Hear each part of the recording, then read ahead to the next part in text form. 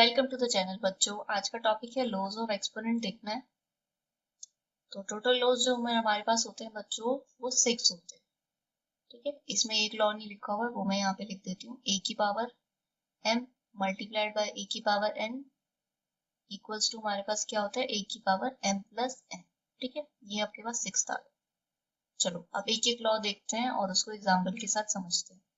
इससे पहला लॉ मेरे पास दिया हुआ है ए की पावर m अपॉन में ए की power n is equal to A की पावर n माइनस n। इसका मतलब क्या है, जैसे कि जब मेरे पास बेस सेम हो और नंबर्स आपस में डिवाइड हो रहे हो तो मुझे ये करना है। अब बेस क्या होता है, जैसे 2 की पावर 7 है। ठीक है, तो ये जो 7 होता है हमारे पास, ये क्या कहलाता है, एक्सपोनेंट कहलाता है। और 2 क्या कहलाता है, ये मेरा बेस कहलाता है। ठीक है, अब इसको एग्जाम्पल से देखना हो तो कौन सा एग्जाम्पल मैं लेती हूँ, कोई सा भी। जैसे कि मान लो आपके पास 2 की पावर 7 डिवाइडेड बाय 2 की पावर 3। ठीक है, इसको सॉल्व करना है। तो कैसे करेंगे इसको सॉल्व, हमें दिख रहा है कि बेस सेम है तो सीधा क्या होगा, पावर्स आपस में माइनस हो जाएंगे और आंसर आ जाएगा 7 में से 3 गए 4। सिंपल। जैसे एक और एग्जांपल देके दूं मैं आपको, तो जैसे 5 की पावर 8 अपॉन में 5 की पावर -2। ठीक है, नेगेटिव पावर्स भी देख लेते हैं। तो आंसर क्या आएगा, 5 8 -2। आंसर मेरे पास क्या हो जाएगा, 5 सॉरी यहाँ पे क्या लिखेंगे ऊपर, 8 + 2। 5 की पावर 8 + 2 इक्वल्स टू 5 की पावर मेरे पास क्या आ जाएगा, 10। सो इस तरह से हम दो एग्जांपल लेके देख लिया, एक पॉजिटिव पावर्स के साथ और एक नेगेटिव पावर्स के साथ। ठीक है, अब नेक्स्ट रूल देखते हैं। नेक्स्ट रूल हम सेम बेस का देखेंगे जब नंबर्स आपस में मल्टीप्लाई हो रहे हैं। जैसे ए की पावर m मल्टीप्लाइड बाय, अगर ए की पावर n है मेरे पास, तो आंसर होता है मेरे पास ए की पावर m प्लस n। किस केस में, जब बेस सेम। ठीक है, तो बेस सेम हो तो आप ये कर सकते हो। जैसे कि अगर क्वेश्चन है 2 की पावर 7 मल्टीप्लाइड बाय 2 की पावर 4, तो इसका आंसर क्या होगा, 2 की पावर 7 + 4 इक्वल्स टू 2 की पावर 11।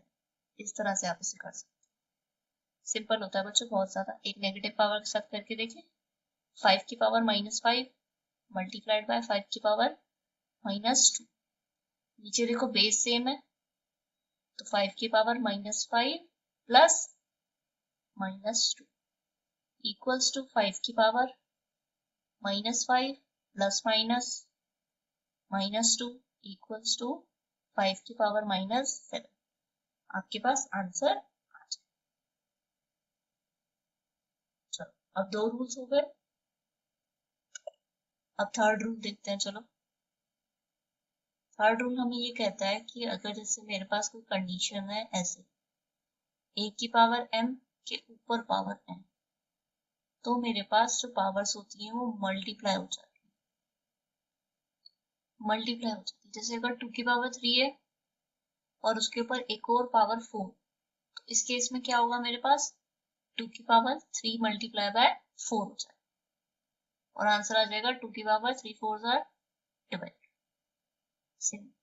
ठीक है, ऐसे ही अगर इसमें नेगेटिव पावर है, 5 की पावर -2 है और उसकी पावर 2 है, तो इस केस में भी क्या होगा, -2 मल्टीप्लाई हो जाएगा 2 से और 5 की पावर -4 आंसर आ जाएगा।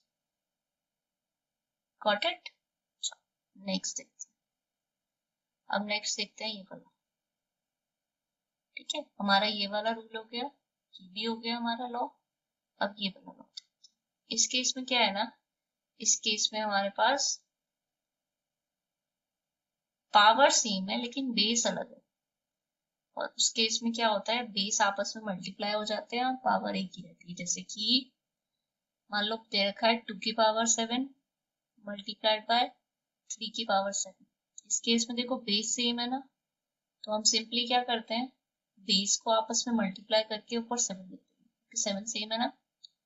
सो 3 7 आर 21, 21 की पावर 7 आ जाए। गॉट इट बच्चों। चलो अब नेक्स्ट रूल देखते हैं। नेक्स्ट रूल है ए की पावर m हो अपॉन में b की पावर m, तो इसको ऐसे भी लिखा जा सकता है कि a बाय b की पावर m, क्योंकि पावर दोनों के ऊपर है। जैसे अगर फॉर एग्जाम्पल कोई लेके देखिए हम, तो अगर 2 की पावर 5 है और नीचे 3 की पावर भी 5 है, तो इसको हम ऐसे भी लिख सकते हैं कि 2/5 की पावर होल की पावर 5। ऑब्वियसली अगर ब्रैकेट के ऊपर पावर लगाते हैं तो वो दोनों के साथ ही होती है, तो उसको ऐसे भी लिखा जाए। Got it? अब सबसे लास्ट रूल रह गया हमारे पास, लॉ रह गया हमारे पास कि a की पावर 0 होता है तो वो 1 होता है।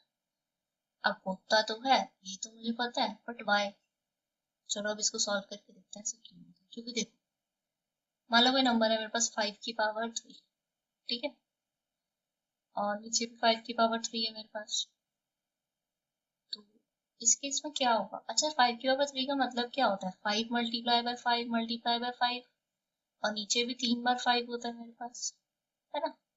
तो 5 से 5 कैंसिल आउट, सारे 5 आपस में कैंसिल आउट होके आंसर क्या आ जाएगा? 1 आ जाएगा। इधर भी तो, लेकिन इधर अगर मैं रूल लगाऊं तो ये डिवाइड हो रहा है बच्चों, 3 माइनस 3 हो जाएगा, और 5 की पावर मेरे पास क्या आ जाएगी? 0।